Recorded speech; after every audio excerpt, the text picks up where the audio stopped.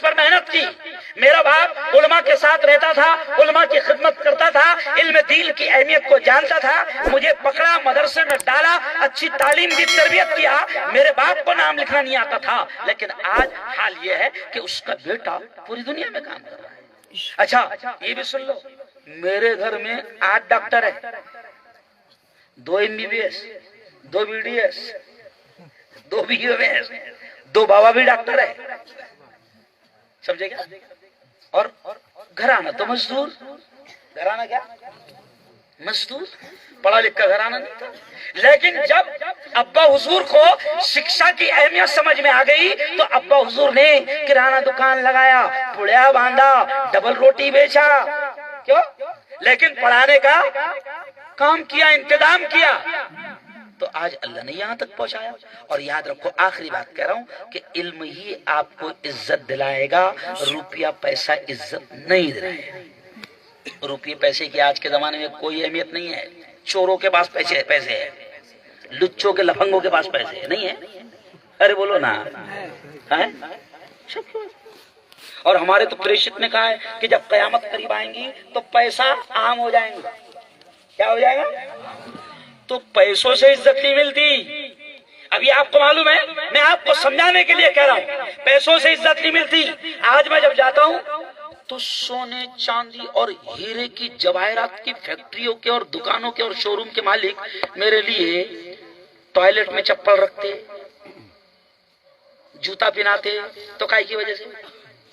अरे बोलो ना भाई, इल्म की वजह से। भीमराव अंबेडकर साहेब, सुनो अभी ये बड़ी बात कह रहा हूं कि एक जमाना था, लोग इतनी नफरत करते थे कि भीमराव अंबेडकर साहब अगर किसी प्लेट को हाथ लगा ले तो प्लेट फेंक दी जाती थी, किसी दालान पर कदम रख दे तो दालान धोया जाता था। लेकिन वही भीमराव अंबेडकर साहब जब दुनिया का इल्म हासिल करते हैं, एजुकेशन शिक्षा हासिल करते हैं और इस मुल्क का संविधान लिखते हैं, तो आप देखो 26 जनवरी को भीमराव अंबेडकर के दुश्मनों को भी 26 जनवरी को उनको संविधान को सलाम करना पड़ता है। किस वजह से? शिक्षा, एजुकेशन, तालीम।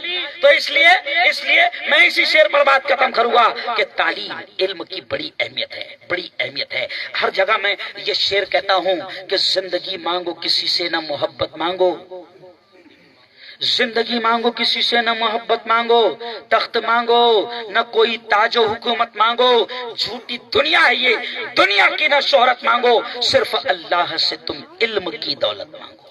क्या मांगो? अल्लाह से इल्म की दौलत मांगो। क्यों? तख्त मत मांगो, ये तख्तो ताज की कोई हैसियत नहीं, किसको भी मिल जा रहा। नहीं समझे आप? दिल्ली का तख्त झाड़ू वाले को मिला, किसको मिला? दिल्ली का किसको मिला? झाड़ू वाले को। और मुल्क का भाई अपने जो पिए में खुद मुंह से कहते हो, खुद मुंह से कहते हैं कि मैंने, भाई बहनों,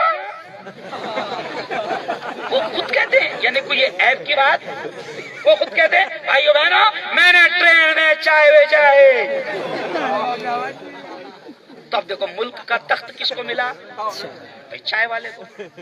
सही बात है ना? मतलब ये गलत बात भी नहीं है। दिल्ली का तख्त, अरे बोलो, झाड़ू वाले को। और महाराष्ट्र का रिक्शा वाले को। फैक्ट है ये, कोई फेकम फाक नहीं है। तो ये तुमको क्यों समझा रहा हूं कि दौलत की कोई अहमियत नहीं, तख्त की कोई अहमियत नहीं। तालीम, एजुकेशन, शिक्षण हासिल करो, इंशाअल्लाह आप नांद्रा कोली के शेतकरी के बेटे रहेंगे। लेकिन शिक्षण आपके पास में है, आपको दुनिया का अधिकारी, बड़े से बड़ा आदमी आपको सलाम करेगा। तो दुनिया की भी बेहतरीन तालीम लो ओ प्यारे बच्चों, और दीन की भी तालीम लो। ए फॉर, जोर बोलो, ए फॉर एप्पल भी और ए फॉर अल्लाह भी है। दीन भी सीखो, धर्म भी सीखो, दुनिया भी सीखो। मेरा मानना है जो जिस धर्म का है, अगर वो सच्चा धर्मी होगा तो वो अच्छा इंसान है। अभी मेरा स्टेटस देखो, अभी मुझे सीआईडी ने गुड करके और ऐसा मतलब फूल बनाकर लाइक करके भेजा, अभी सीआईडी के बड़े ऑफिसर है, तो मैंने देखा काय पर लाइक करे उन्होंने मेरे, तो मेरे स्टेटस में आज मैंने लगाया कि जो शिक्षा, जो इल्म इंसान को इंसान की मोहब्बत न सिखाए, कदर न सिखाए, उस इल्म हासिल करने से बेहतर है कि जाहिल रहो। तो अगर आप इल्म हासिल कर रहे हैं, दीन का, धर्म का, दुनिया का, कॉलेज का, स्कूल का, अगर वो इल्म आपको अच्छा इंसान नहीं बना रहा और एक दूसरे का एहतराम, एक दूसरे की कदर नहीं सिखा रहा, एक दूसरे से मोहब्बत नहीं सिखा रहा, मानवता आपके अंदर नहीं आ रही, तो आप पढ़े लिखे जाहिल है। आप डॉक्टर बनोगे, ऑपरेशन के माहिर हो जाओगे, मगर आपकी हैसियत, अगर आप में इंसानियत नहीं है, और आप अगर कोई मर्तबा इंसान एक्सीडेंट वाला आपके पास में आया, आप डॉक्टर है और आप ये कह रहे हैं कि पहले 1 लाख टेबल पर रखो, जब मैं उसका ऑपरेशन करूंगा, तो आपसे बदतर कुत्ता है, आपसे अच्छा कुत्ता है। इल्म आ रहा, इंसानियत चली जा रही, बोलो भाई, तो वो इल्म नहीं है। इसलिए दीन भी सीखो, दुनिया भी सीखो, लेकिन बेहतरीन इंसान बनो। आज इस देश को भी सबसे ज्यादा जरूरत काहे की है? मानवता, इंसानियत, मोहब्बत, प्रेम, एकता, सद्भावना। मैं जब बड़े बड़े एकता के प्रोग्राम में जाता हूँ, अभी यहाँ पर कहीं तो भी मेरा बड़ा प्रोग्राम हुआ था, अपने महाराज मेरे साथ मौजूद थे और इंदौर में प्रोग्राम हुआ था मेरा, तो भैयू जी महाराज ने मुझे बुलाया था। भैयू जी महाराज का नाम सुने ना सर? मेरे अच्छे दोस्त थे। भैयू जी महाराज ने मुझे इंदौर में बुलाया।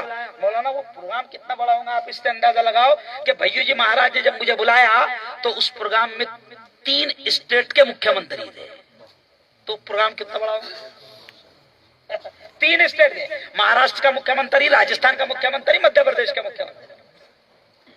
और भैयू जी महाराज ने खुलेआम ये कहा था, और उस वक्त उस स्टेट पर उमा भारती भी मौजूद, साध्वी भी मौजूद, सब मौजूद, और उस स्टेज पर भैयू जी महाराज ने कहा था, स्टेज पर हाथ दिखाकर मैं बैठा था, ये मेरा हिंदुस्तान है और पहचान लो कि मेरा अगर दोस्त मुफ्ती हारून है तो इससे अंदाजा लगाओ हम क्या चाहते हैं। भैयू जी महाराज ने, और उनका अजीब मोहब्बत मुझसे करते थे। उनके इंतकाल के बाद कुछ दिनों बाद में उनकी बीवी का फोन आया, आप मुफ्ती हारून? मैंने कहा हाँ। कहा क्या महाराज के दोस्त थे बड़े? हाँ। मैंने कहा क्यों? कहा कि मैं महाराज की बीवी बोल रही हूँ और उनकी पर्सनल डायरी में आपका नंबर मिला है, मैं आपसे मिलना चाहती हूँ। तो ये है हिंदुस्तान। क्या है ये? है हिंदुस्तान। अभी मैं बदनापुर में आया था, जालना बदनापुर, वहां बड़े महाराज मौजूद थे, तो मेरा फोटो भी वायरल हुआ कि हम दोनों जब एक दूसरे से गले, मतलब कुछ बात थी हम लोग कर रहे हैं, तो किसी ने उसको वायरल किया और कहा कि ये है हिंदुस्तान। आज चंद कुर्सियों की खातिर ये शैतान हमको लड़ा रहे हैं, चंद कुर्सियों की खातिर, है ना? जबकि ये कुर्सी हमेशा की, अरे बोलो ये कितनी अच्छी कुर्सी है, अल्लाह की कसम शादी में भी इतनी अच्छी नहीं मिली थी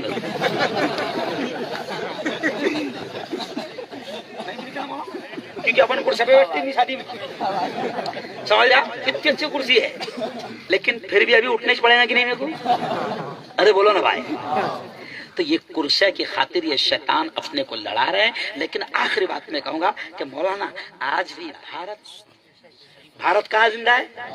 गांव में, शहरों में तो बड़े बड़े डाकू और बड़े बड़े शैतान बैठे, बड़े बड़े वायरस, कोरोना से भी ज्यादा, कोरोना वायरस से भी ज्यादा खतरनाक वायरस है ये। कोरोना वायरस भी तो बेचारा आया और अरे बोलो चला गया कि भाई देखो कोरोना वायरस आया, तो मैं तो कहता हूं कि देखो भाई हम तो हर चीज में पॉजिटिव सोचते हैं, अच्छा सोचते हैं। अच्छा कोरोना वायरस आया, क्यों? उसने एक चीज सिखा कर गया कि जिस वक्त माँ अपने बच्चे को देखना पसंद नहीं कर रही थी, बेटा अपनी माँ की लाश को हाथ लगाना पसंद नहीं कर रहा था, ऐसे टाइम में हमने धर्म नहीं देखा और हमारे बच्चों ने शमशान पहुंचकर अंतिम संस्कार का काम किया। तो कोरोना ने बता दिया कि ये है असल इंसानियत, कि एक दूसरे के काम आओ, एक दूसरे के काम आओ। मेरे बच्चे को जब बॉम्बे में खून लग रहा था और खून नहीं मिल रहा था, तो उस वक्त जो सबसे अहम चीज थी मेरे लिए, वो खून किसी अब्दुल्ला और अब्दुल रहमान ने नहीं दिया, वो एक खून मेरे प्रकाश नाम के भाई ने दिया था। ये है मेरा हिंदुस्तान।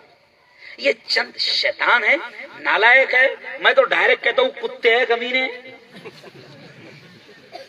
कुत्तों से भी बदतर है। याद रखो, सख्त जुमला कह रहा हूं, कुत्तों से भी बदतर है जो इंसान की खून की होली खेल रहे हैं, जो इंसान को इंसान से लड़ा रहे हैं। इसलिए प्यारे बच्चों, अपनों को इल्म हासिल करना है और अच्छा इंसान बनना है। कहो इंशाअल्लाह। एक दूसरे से मोहब्बत करनी है। कहो इंशाअल्लाह। इस मुल्क का नाम रोशन करना है। कहो इंशाअल्लाह। इस मुल्क से नफरतों को खत्म करना है। कहो इंशाअल्लाह। ये बनना है। अगर इल्म ये चीज नहीं सिखाए तो कोई फायदा, अरे बोलो नहीं। अभी मेरा एक बॉडी गार्ड है विनोद, इससे पहले लाया था मैंने बुल्ढाना केस में, अब बड़ा टीका है, बड़ा टीका। अब मैं गया वहाँ आकोट के करीब, कई प्रोग्राम था संग्रामपुर में, तो मीडिया वाले मेरे पास में आए, विनोद मेरे बाजू में। अच्छा, विनोद जब हम चलते थे तो बड़ा अजीब लगता था कि भाई मुल्ला और बाजू में खंधे से खंधा मिलाकर कौन है, तिलकधारी, बड़े टीके वाला। तब मीडिया वालों ने मुझसे पूछे, साहब आप तो मुस्लिम धर्म गुरु है और आपका पर्सनल बॉडीगार्ड पक्का हिंदू है, तो आपको कैसा लगता? तो मतलब तेकू तेरे पेट में क्या हो रहा है? मेरी मत सुना, तेरे पेट में क्या हो रहा? अरे मैंने कहा, जब शिवाजी महाराज के करीबी हिफाजत करने वाले मुसलमान हो सकते हैं तो मुफ्ती हारून की हिफाजत करने वाला विनोद नहीं हो सकता? अरे बोलो।